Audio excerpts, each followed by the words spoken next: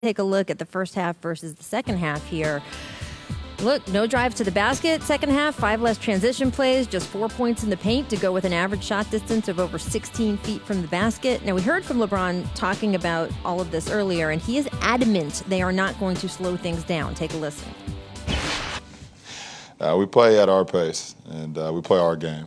We got to this point playing our way. We've won a lot of games playing the way we play, so, we're not going to change. I mean, Scotty said it. Did he look tired to you too, But guys? this is the thing. If LeBron is guarding KD and KD is still getting 35, let's save some of that energy and put that towards something else. Let's move him over to guard Zaza. Let's put him on Draymond Green. Let's save his defensive energy so he has something left in the second half. I mean, if you're not going to stop KD anyway, move He's saying, what's the point? Well, no, I mean that's what I opened the show with. I think they have to deploy him differently. Yeah, I agree he can't be any better. So where are you putting that energy? Because right now where you're putting it is not getting it done. And what else they have? And that way he'll have something left for the fourth quarter. Because when you have to come down and guard the best offensive player in the world, possibly the best player, Paul Pierce, get get back offense to that. yourself. Yeah. And, I mean, it's a tough assignment. And I piggyback on that and say that there's no place to really hide on defense against the Golden State Warriors. Right. It's still going to be a tall order, whether he's going to have to block out Zaza or have to deal with Draymond Green. It's still going to be tough for him, but the fact that he has to come down and be a part of every offensive set for the Cleveland Cavaliers is definitely taking a lot away from his energy in terms of what he can do defensively. He's got a tall order in guarding KD, but also offensively in the second half, he's losing a lot of that because of what he have to do on the defensive end. And I think, once again, off of what Paul said, that's where you need him the most. You need him to be the closer. You need LeBron and Kyrie, first and foremost, to be your closers. Fourth quarter, you need them as fresh as possible. But they have to leave them both on the floor as long as possible because of the deficits they're put in right now. And if your bench, you're not shooting the ball well, if you can't buy them any minutes, you're going to see a tired LeBron the rest of this series. Right, and it's only going to build as each game goes on. I don't know. So you talk about other players that need to step up. Tristan Thompson, we've been talking about this for the past couple games. 8 points and 4 rebounds in Game 2.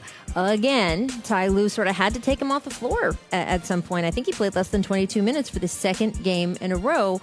He's not the only one who's struggling, though. Paul, I guess, who is the most disappointing Cavalier to you? Who would you like to see?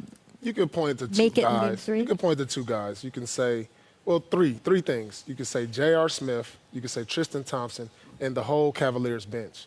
But the person I'm most disappointed in is Tristan because he can control his effort. His game is predicated on effort. We're not asking him to go out there, spread the court, shoot threes, give it to him in the post on isolations. We're asking him to bring energy, to get offensive rebounds, to be a physical force inside when he's in there, and he's not doing that. And if he's not going to do that, then you can't play him. He's getting burned defensively, though. I mean, that's part of the issue. And that's what you want from him. You want his defense, his rebound, his energy.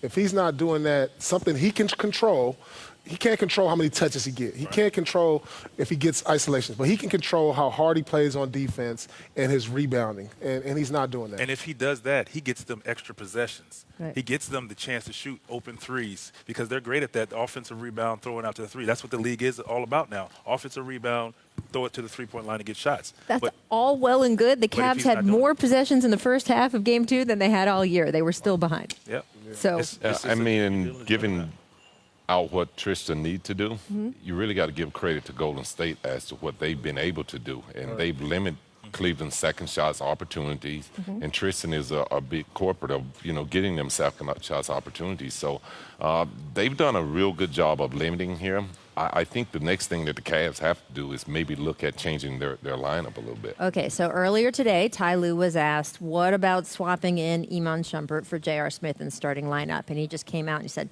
I'm not doing that. What do you guys think of that decision? Well, I don't think that's the right switch. I see more Tristan Thompson coming out of this lineup. You're talking 4 rebounds, 4 points. I could throw that from my front room. So, I just think that someone has to come in. And I thought Shumpert did a good job of really trying to make an impact, trying to give them something offensively. I think he should be the guy that they try to implement in, but I see Tristan coming out instead of JR.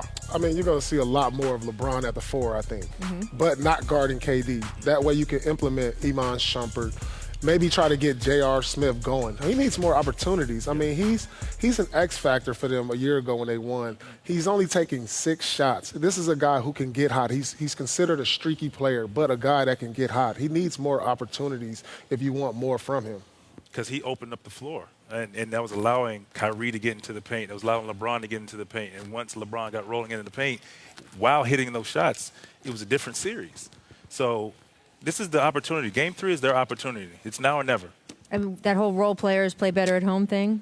It's true. It's true, but it has to happen. Let's hope it. You play 41 games at home. You're comfortable there. Right, for sure. You're comfortable there. You play 41 out of 82 games at home. For those of us on the sidelines, it makes no sense. Y'all are professional athletes. Why is this? If you cook in the same kitchen 25 times, you know where the utensils are. Right. You know where the plates are. You know where the ingredients are. And then you go to a foreign kitchen, you don't know where anything is. Right. That's why they call it home cooking. Right. Yeah. I don't know. As long as you know where the very sharp knife is that this team needs to find.